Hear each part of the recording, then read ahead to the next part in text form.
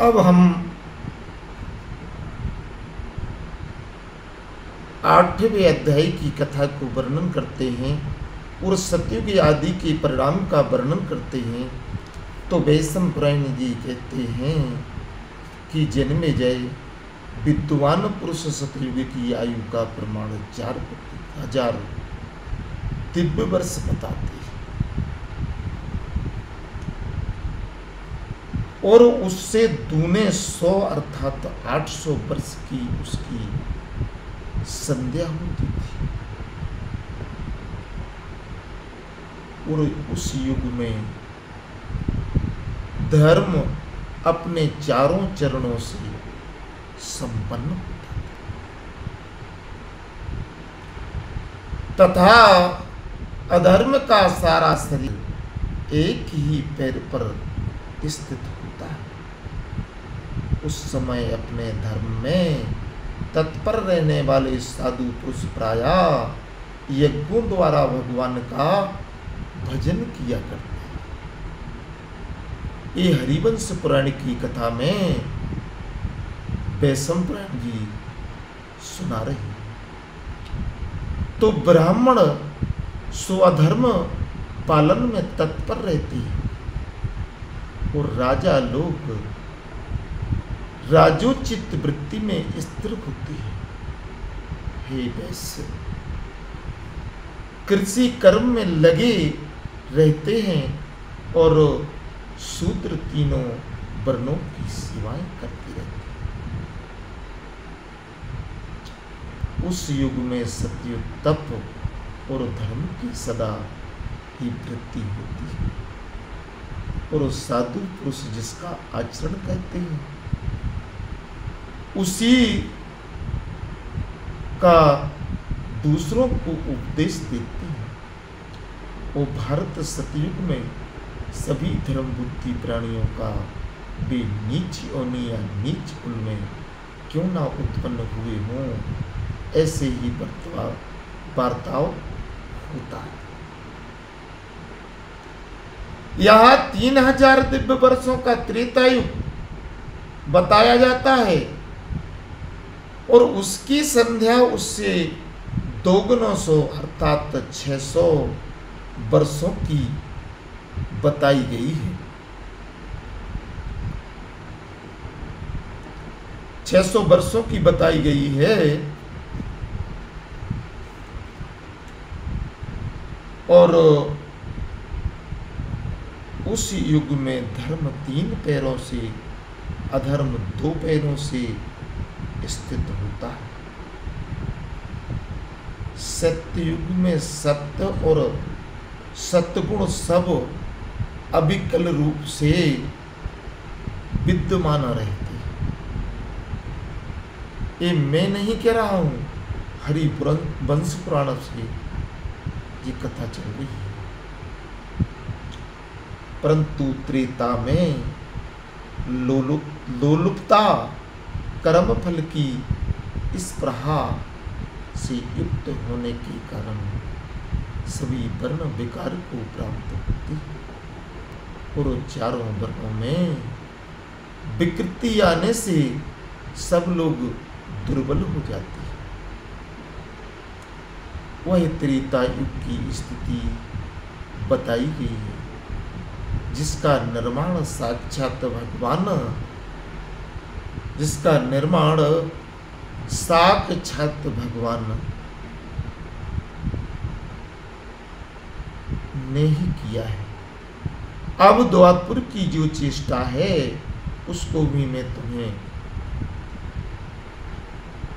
सुन लेना चाहिए। और कुरुक्षेत्र द्वापर युग 2000 दिव्य वर्षों का होता है और उसकी संध्या 400 वर्षों की बताई जाती है। एक संध्या माने एक रात 400 वर्षों। और कुरु पुंगव उस युग में भी अर्थपरायण ज्ञानी और रजोगुणों से आच्छत्र सट दृष्टिया करने वाले और शूद्र ब्राह्मण आदि पैदा होते, उस समय धर्म 2 ही पैरों से स्थित होता है, कि तू अधर्म 3 पैरों से खड़ा होकर क्रमशः उत्थान करने लगता है। और सतयुग में जो धर्म की मर्यादा बंधी होती है और वे धीरे धीरे इस युग में आकर उलट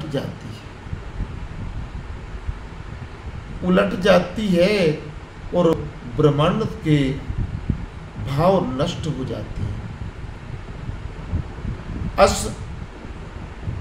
आस्तिकता की दीवार ढह जाती है और द्वापर युग के अंत में कली धर्म का सम्मिश्रण हो जाने के कारण लोग व्रत और उपवास छोड़ देते।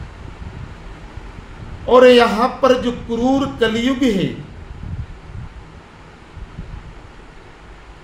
अपनी 200 वर्षों की संध्या के साथ 1000 दिव्य वर्षों का बताया गया है। इस युग में अधर्म अपने चारों पैरों से संपन्न होता है।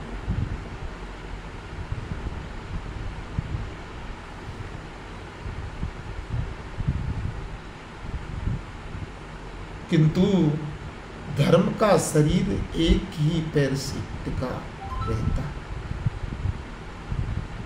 उस युग की मनुष्य प्राय काम परायण होते हैं। इसलिए लिखा है कि तप सप शौच दया और सत्य ही धर्म 4 चरण। देखो, कथा में आनंद आने चाहिए, अनुभूति होनी चाहिए, उसी हिसाब से कथा पढ़ने का आनंद लिया जा सकता है। और तमोगुण से आच्छिन्न होते हैं। और कलिकाल में प्राय कोई मनुष्य उपवास करने वाला साधु, सत्यवादी, आस्तिक तथा ब्रह्म ज्ञान का उपदेश करने वाला नहीं होता। ये मैं नहीं कह रहा, ये हरिवंश पुराण कह रहा है, जो आज हो रहा है। और कलियुग के ब्राह्मण अहंकार के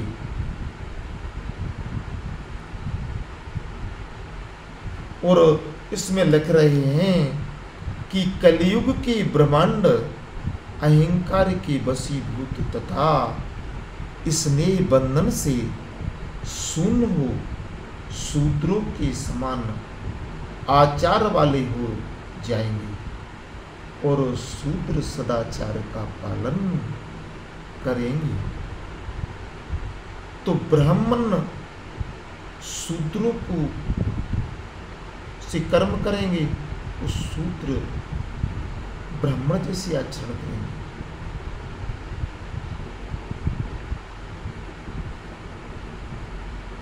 और लोग आश्रमों को कलंकित करेंगे और वर्ण संकर उत्पन्न होकर अगम्य स्त्रियों के साथ रमण करेंगे। अरे कलियुग में प्राय लोगों का ऐसा ही बर्ताव होता है। इस प्रकार 12,000 दिव्य वर्षों का एक चतुर्युग कहलाता है। और यहाँ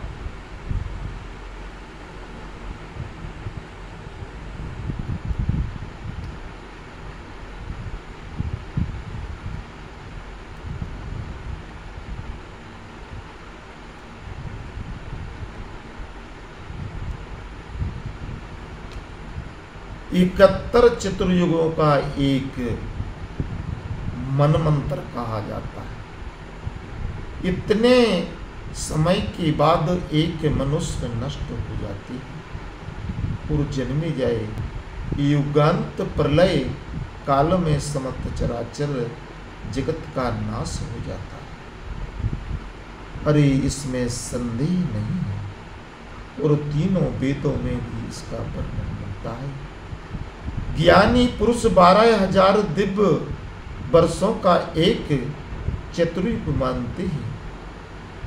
इस चतुर्युग की जब एक सहस्त्र आहुति हो जाती है तब उसे ब्रह्मा का एक दिन कहते हैं। और पृथ्वीनाथ तदंतर ब्रह्मा जी का वह दिन बीतने पर समस्त देहधारियों के शारीरिक सुख में आसक्ति देखकर संहार कुशल रुद्रदेव समाप्त देवताओं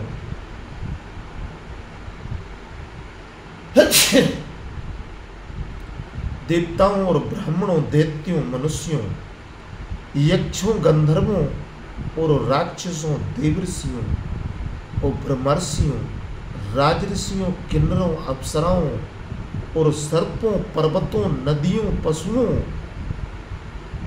तीतक योनियों, पड़े हुए जीवों और मृगों तथा पक्षियों का भी महान संहार करती है। और महाभूतों के पति की भी भूतदृष्टा भगवान सारे भूतों एवं जगत का संहार करने के लिए ही उनकी सृष्टि करते हैं। अंतर में रुद्र स्वरूप श्री रुद्र स्वरूप भगवान ब्रह्मा सूर्य होकर समस्त लोकों के नेत्र छीन लेते, वायु होकर समस्त प्राणियों के प्राण हर लेते और अग्नि होकर सभी लोगों को दग्ध कर देते हैं, उन्हें जला देते हैं और मेघ बनकर अपना बड़ी भारी वर्षा करते हैं, जिस प्रकार की ये वर्षा आज पड़ेगी, जिससे सब कुछ एकाकर्ण भय निमग्न हो जाता है। इस प्रकार श्री महाभारत कलभाग हरिवंश के अंतर्गत भविष्य पर्व में पुष्कर प्रभावों के प्रसंग में युग आदि के प्रमाण का वर्णन 8वां अध्याय पूरा हुआ।